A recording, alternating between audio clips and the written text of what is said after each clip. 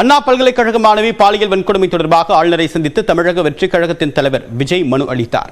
அண்ணா பல்கலைக்கழக மாணவி பாலியல் வன்கொடுமை செய்யப்பட்ட சம்பவம் பெரும் அதிர்வலைகளை ஏற்படுத்தியுள்ளது. இந்த சம்பவம் அதிர்ச்சி அளிப்பதாக ஏற்கனவே தெரிவித்திருந்த தமிழக வெற்றிக் கழகத்தின் தலைவர் விஜய் இது தொடர்பாக ஆளுநர் RN ரவியை சந்தித்தார். அப்போது ஆளுநருக்கு திருக்குறள் புத்தகத்தை விஜய் வழங்கினார்.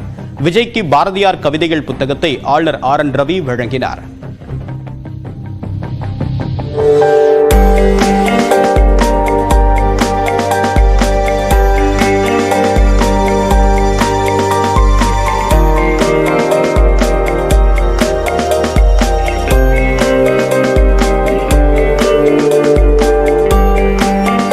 இந்த சந்திப்பில் தமிழக வெற்றிக் கழகத்தின் பொதுச் செயலாளர் ஆனந்த் மற்றும் பொருளாளர் வெங்கட்ராமன் ஆகியோரும் கலந்து கொண்டனர்.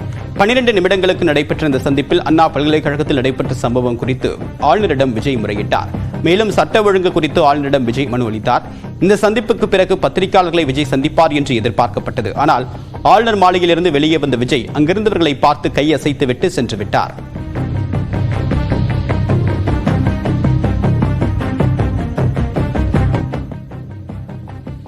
ஆளுநருடனான சந்திப்பு குறித்து தமிழக வெற்றிக் கழகத்தின் பொதுச் செயலாளர் ஆனந்த் அறிக்கை வெளியிட்டிருக்கிறார். அதில் தமிழ்நாட்டில் சட்ட ஒழுங்கை பாதுகாக்க வேண்டும் என்றும் அனைத்து இடங்களிலும் பெண்களுக்கான பாதுகாப்பை உறுதி செய்ய உரிய நடவடிக்கை மேற்கொள்ள வேண்டும் என்றும் வலியுறுத்தியதாக குறிப்பிட்டுள்ளார். மேலும் அண்மையில் பெய்த பருவமழை மற்றும் பெஞ்சில் புயலால் பாதிக்கப்பட்ட மக்களுக்கு இன்னும் உரிய நிவாரணம் கிடைக்கவில்லை என்றும் ஆனந்த் தன்னுடைய அறிக்கையில் தெரிவித்திருக்கிறார். இந்த விவகாரத்தில் மாநில அரசு கேட்கக்கூடிய நிவாரணத் தொகையை ஒன்றிய அரசு முழுமையாக வழங்க வேண்டும் என்றும் ஆளுநரிடம் தமிழக வெற்றிக் கழகத்தின் தலைவர் வலியுறுத்தியதாக தெரிவிக்கப்பட்டுள்ளது. தங்களுடைய கோரிக்கைகளை கேட்ட ஆளுநர் அவற்றை பரிசீலிப்பதாக கூறியதாகவும் ஆனந்த் தன்னுடைய அறிக்கையில் குறிப்பிட்டுள்ளார்.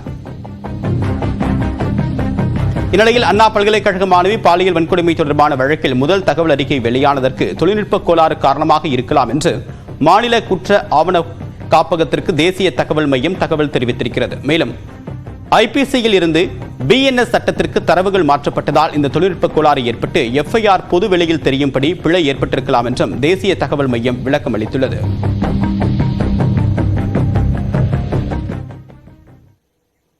உயர்கல்வி பெறாத பெண்களே தமிழ்நாட்டில் இல்லை என்ற நிலையை பெறாமல் ஓய மாட்டேன் என்று முதலமைச்சர் மு க ஸ்டாலின் பேசியுள்ளார். 2022ஆம் ஆண்டு தொடங்கப்பட்ட புதுமை பெண் திட்டத்தின் மூலமாக அரசு பள்ளிகளில் தமிழ் வழியில் பயின்று உயர்கல்வியில் சேரக்கூடிய மாணவிகளுக்கு மாதம் 1000 ரூபாய் வழங்கப்பட்டு வருகிறது. இந்த திட்டத்தில் 4,25,000 பேர் பயன்பெற்றிருக்கின்றனர். தூத்துக்குடி காமராஜர் கல்லூரியில் நடைபெற்ற நிகழ்ச்சியில் இந்த திட்டத்தின் விரிவாக்கத்தை முதலமைச்சர் மு க ஸ்டாலின் தொடங்கி வைத்தார்.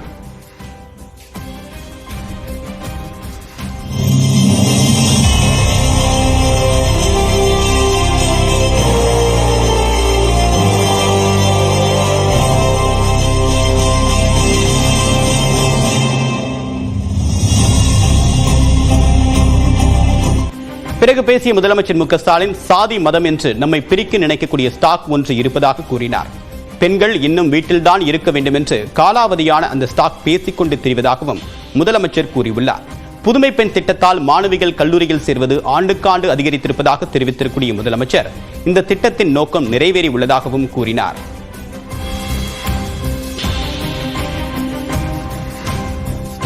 பணம் இல்லாம படிப்பு நிறுத்தின பல்லாயிரம் மாணவியர் கல்லூரியை நோக்கி வர தொடங்கி இருக்காங்க.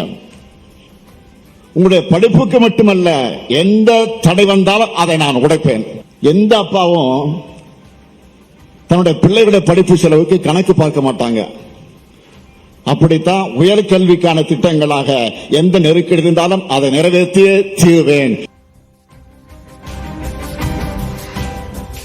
ஒரு ஆண் கல்லூரிக்குள் நுழைந்தால் அது கல்வி வளர்ச்சி என்று தெரிவித்த முதலமைச்சர் ஒரு பெண் கல்லூரிக்குள் நுழைந்தால் அது சமூக புரட்சி என்று கூறியுள்ளார். இதனால் பாலின சமத்துவம் ஏற்படும் என்றும் அவர் பேசினார். இந்த ஒரு திட்டத்தில் இத்தனை பயன்கள் கிடைக்குது. கல்வி இல்லாத பெண்கள் கலநலம் என்றார் புரட்சி கவிஞர் பாரதிதாசன். உயர்கல்வி பெறாத பெண்களே தமிழ்நாட்டில் இல்ல என்ற நிலையை உருவாக்காமல் நான் ஓய மாட்டேன். இந்த ஒரு திட்டத்தால இத்தனை பயன்கள் கிடைக்குது. கல்வி இல்லாத பெண்கள் கலநலம் என்றார் புரட்சி கவிஞர் பாரதிதாசன். உயர்கல்வி பெறாத பெண்களே தமிழ்நாட்டில் இல்ல என்ற நிலையை உருவாக்காமல் நான் ஓய மாட்டேன். பிரதமர் நரேந்திர மோடி தலைமையில் நடைபெற்ற தலைமை செயலாளர்கள் கூட்டத்தில் நான் முதல்வன் திட்டத்தை அனைவரும் பாராட்டி பேசியதாக குறிப்பிட்ட முதலமைச்சர் அதனை மாணவர்கள் பயன்படுத்திக் கொள்ள வேண்டும் என்றும் வலியுறுத்தியுள்ளார். புதுமை பெண் திட்டம் இருப்பதால் தான் பெற்றோர் தயக்கமின்றி தங்களை கல்லூரியில் சேர்த்ததாக மாணவிகள் நெகிழ்ச்சியாக தெரிவித்தனர்.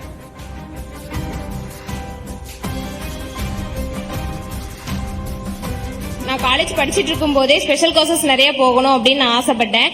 எங்க வீட்டுல கேட்டதுக்கு எங்க அப்பா அம்மா சொன்னாங்க, காலேஜ் ஃபீஸ் ஹாஸ்டல் ஃபீஸ் கட்டுறதுக்கே கஷ்டமா இருக்கு, இப்போதைக்கு எதுவும் வேணாம், 3rd இயர் முடிச்சுட்டு பாத்துக்கலாம் அப்படின்னு சொல்லிட்டாங்க. ஆனா இப்ப நான் புதுமை பெண் திட்டத்துக்கு கீழே காசு வாங்குறதுனால அந்த காசை வச்சு டைப் ரைட்டிங் இங்கிலீஷ்ல லோயர் அண்ட் ஹையர் முடிச்சிருக்கேன். இப்ப கம்ப்யூட்டர் கிளாஸ்ல டேலி படிச்சிட்டு இருக்கேன். இதுக்கப்புறம் நான் பைத்தான் படிக்கலாம்னு நினைச்சிருக்கேன். அது மட்டும் இல்லாம என்னோட தனிப்பட்ட செலவு எல்லாத்துக்குமே இந்த காசு ரொம்ப யூஸ்ஃபுல்லா இருக்கு. ஆனா நான் ஸ்கூல் படிக்கும் போதே புதுமை பெண் அப்படின்ற திட்டம் இருக்கிறத தெரிஞ்சுக்கிட்டேன்னா அம்மாட்ட போயிட்டு சொல்றேன், அம்மா கவலைப்படாதீங்க, நம்ம முதல்வர் ஐயா இப்படி ஒரு திட்டத்தை கொண்டு வந்திருக்கிறாங்க, இது மூலமா நான் காலேஜ் படிச்சுக்கிறேன், என்னுடைய காலேஜ் ஃபீஸ், எக்ஸாம் ஃபீஸ், என் படிப்புக்கு தேவையான பொருள் எல்லாத்தையும் நான் இதுலயே வாங்கிக்கிறேன் அப்படின்னு சொல்லும் போது என் அம்மா தைரியமா கொண்டு போய் என்னை காலேஜில் சேர்த்தாங்க. இந்த திட்டத்து மூலியமா எனக்கு தேவையான நோட்டு புத்தகங்கள், ரெக்கார்ட் புக்ஸ், ப்ராஜெக்ட் ஐட்டம்ஸ், அது போக டெக்னிக்கல் எக்யூப்மெண்ட்ஸ் வாங்குறதுக்கு எனக்கு நல்ல ஹெல்ப்ஃபுல்லானது இந்த திட்டம் தான். பிரிஞ்சு போன என்னோட கல்வியை, அதாவது நான் தடைப்பட்ட அந்த கல்வியை எனக்கு திரும்பவும் கொடுத்தது இந்த புதுமை பெண் திட்டம் தான்.